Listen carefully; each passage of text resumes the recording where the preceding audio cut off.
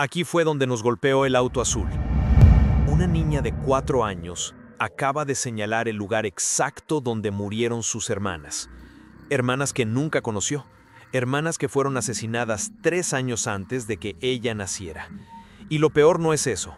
Lo peor es que tiene la cicatriz que lo prueba. Esto pasó de verdad, en Escocia, en 1934. Y lo que vas a escuchar en los próximos minutos va a hacer que cuestiones todo lo que creías saber sobre la muerte. Margaret y John eran una pareja normal.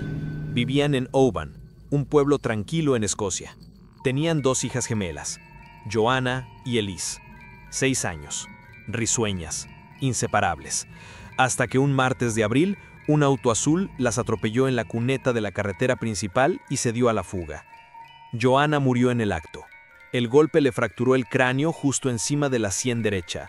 Elise aguantó 3 horas más. Tenía la columna rota a la altura de la espalda baja. Murió en el hospital con su madre sosteniéndole la mano. El conductor nunca fue encontrado. Margaret cayó en una depresión tan profunda que dejó de hablar durante 6 meses. John vendió la casa. Intentaron empezar de nuevo en otro pueblo. Y entonces, un año después, Margaret quedó embarazada. De gemelas otra vez. Las llamaron Olivia y Fiona. Y aquí es donde todo se pone raro. Las niñas crecieron normales los primeros 2 años. Pero había algo extraño. Algo que Margaret no podía explicar. Las gemelas se miraban entre ellas como si compartieran secretos que nadie más podía escuchar. A veces una empezaba una frase y la otra la terminaba sin que nadie hubiera dicho nada en medio. Margaret lo atribuyó a lo que hacen las gemelas. Pero entonces llegó el día de la muñeca. Margaret había guardado todos los juguetes de Joanna y Elise en una caja sellada en el ático. No podía tirarlos, no podía verlos, así que los escondió. Entre esos juguetes estaba la muñeca favorita de Joanna, una muñeca vieja de trapo, sin nombre oficial. Solo Joanna le había puesto un nombre que solo ella usaba, un nombre que nunca le dijo a nadie más. Un día, Olivia y Fiona, que tenían apenas 3 años, subieron al ático solas. Nadie las había llevado allí. Margaret las encontró sentadas en el piso, abrazando la muñeca de trapo, llorando. ¿Por qué lloran?, les preguntó Margaret. Porque Gretel estaba sola. Joanna estaba triste sin Gretel. Margaret sintió que el aire se le escapaba de los pulmones. Gretel. Ese era el nombre secreto, el nombre que solo Joanna había usado.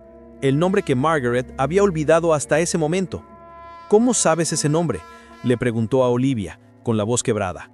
Porque yo soy Joanna, respondió la niña, sin dudar.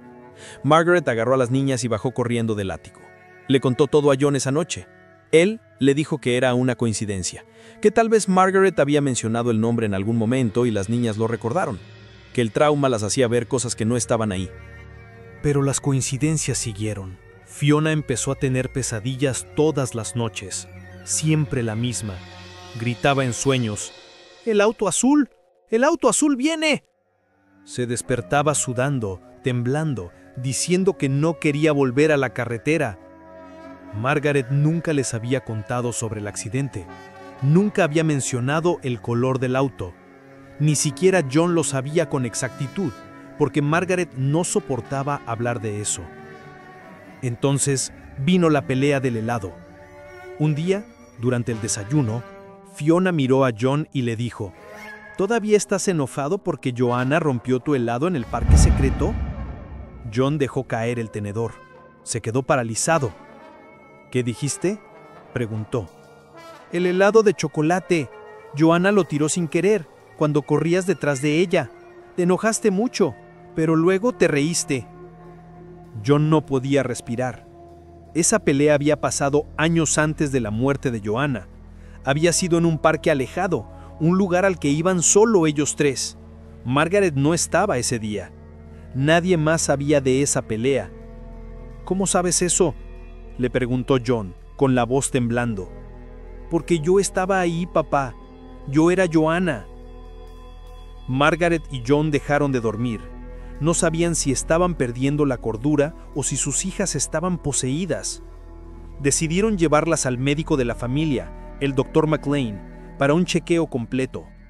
Y lo que el doctor encontró, los destruyó. Olivia tenía una mancha de nacimiento, rojiza, irregular, justo encima de la sien derecha, en el lugar exacto donde Joanna había recibido el golpe mortal.